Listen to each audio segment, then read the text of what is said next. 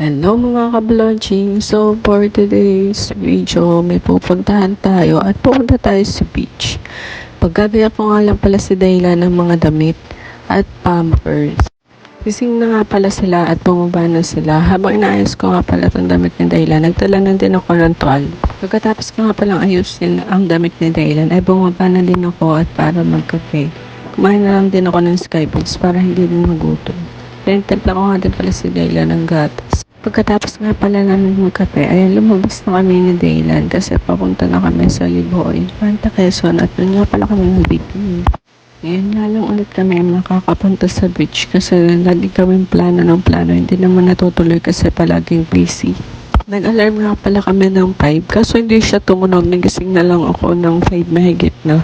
Tapos nagising na din si Daylan kaya bumangon na si Cyrus, parang ayaw pa ni Cyrus pumunta kasi parang paulan daw kahit hindi na. Pagkadating na namin sa beach, ayan, nagpababa agad si Daylan, hindi umiyak, himula. So ayan, sobrang saya niya, ayan, parang takot na nga siya maglakad.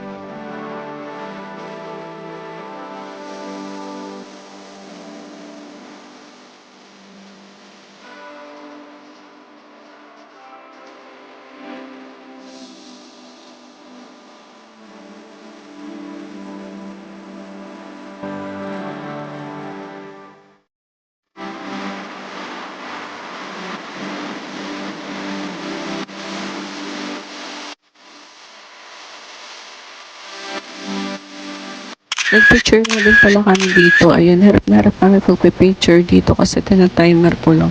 Takbo-takbo ko pag takbo-takbo ko pag nag-ano.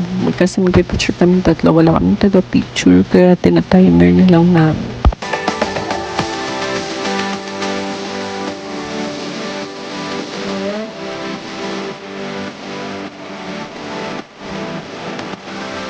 Wala.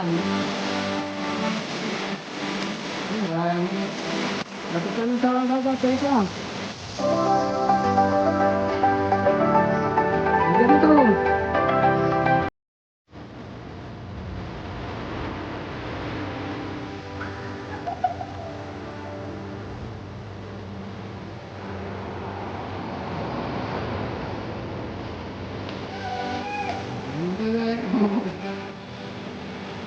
Ito naman.